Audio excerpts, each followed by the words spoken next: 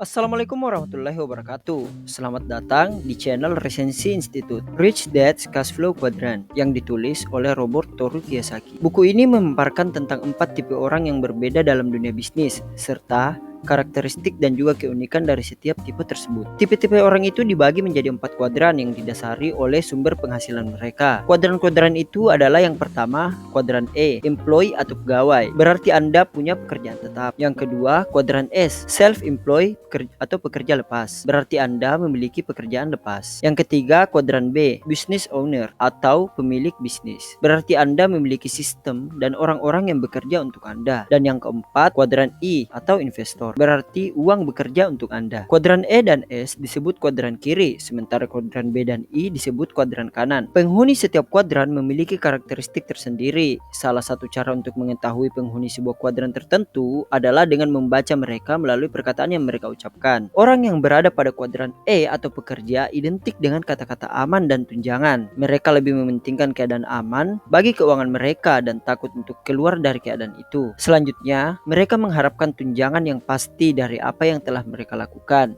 Orang yang berada pada kuadran S atau pekerja lepas adalah orang yang ingin melakukan apa yang mereka mau. Mereka akan menerima uang berdasarkan pekerjaan yang mereka lakukan. Apabila mereka bekerja keras, mereka akan dibayar tinggi. Sebaliknya, apabila mereka tidak bekerja keras, mereka juga hanya akan mendapatkan bayaran sekadarnya. Selain itu, mereka lebih cenderung bekerja sendiri tanpa bantuan dari orang lain. Selanjutnya, orang yang berada pada kuadran B atau pemilik usaha adalah orang yang memiliki sistem dan memberdayakan orang lain untuk membantu menjalankan usahanya sehingga tidak menuntut kehadiran mereka untuk menjalankan usaha tersebut. Jadi, B memiliki kebebasan uang dan waktu karena memiliki perusahaan yang bersistem tersebut. Jenis kuadran terakhir adalah kuadran I atau investor. Orang yang berada pada kuadran ini mampu membuat uang bekerja untuk mereka. Jika ingin kaya, seharusnya Anda berada di kuadran I ini. Pola keamanan pekerjaan terbentuk saat seseorang sekolah untuk menjadi pekerja E. Mereka larut dalam pekerjaannya. Di luar itu, mereka merasa tidak aman secara finansial karena hanya dididik untuk mendapatkan pekerjaan yang mapan dan hanya sedikit memiliki pemahaman tentang seluk-beluk kuadran B dan I. Pola kebebasan finansial adalah ketika seseorang yang berada di kuadran kiri atau E dan S menabung penghasilan mereka serta terus berusaha memperoleh sumber penghasilan yang lebih baik. Jadi, selain sebagai pegawai dan pekerja lepas, mereka juga menginvestasikan penghasilan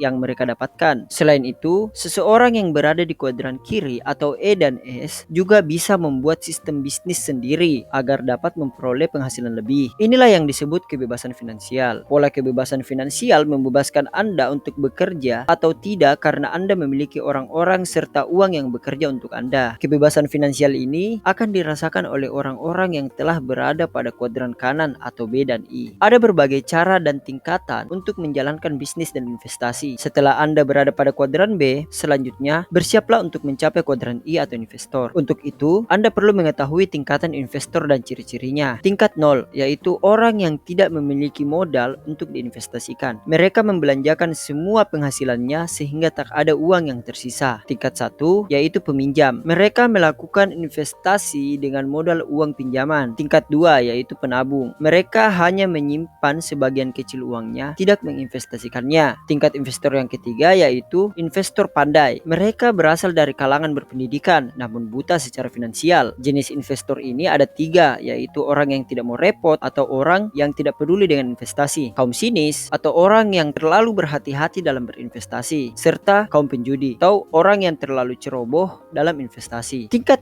keempat adalah investor jangka panjang. Mereka memiliki gambaran jangka panjang tentang investasi yang mereka lakukan. Sedangkan investor tingkat kelima yaitu investor canggih. Mereka memilih investasi yang berisiko karena telah mempunyai dasar finansial yang kuat. Tingkat terakhir yang keenam yaitu kapitalis. Mereka menciptakan investasi untuk diri sendiri dan orang lain dengan menggunakan bakat keuangan orang lain. Pandangan resentor. Buku ini sangat menarik, terutama bagi kalangan milenial dalam usia produktif. Ini bisa menjadi rujukan bagi kita semua untuk lebih bijak dan cerdas dalam mengelola keuangan dan merencanakan masa depan. Memang uang bukan segalanya, namun memiliki uang dan kebebasan waktu adalah salah satu instrumen kebahagiaan seseorang. Seseorang akan bebas melakukan kegiatan yang positif contohnya bersosialisasi dengan masyarakat, memiliki banyak waktu luang untuk berkumpul dengan keluarga. Untuk aspek spiritual, memiliki banyak waktu untuk beribadah, baik menggunakan harta yang kita miliki maupun kontribusi diri sendiri dalam kegiatan sosial keagamaan. Sekian dari saya. Assalamualaikum warahmatullahi wabarakatuh.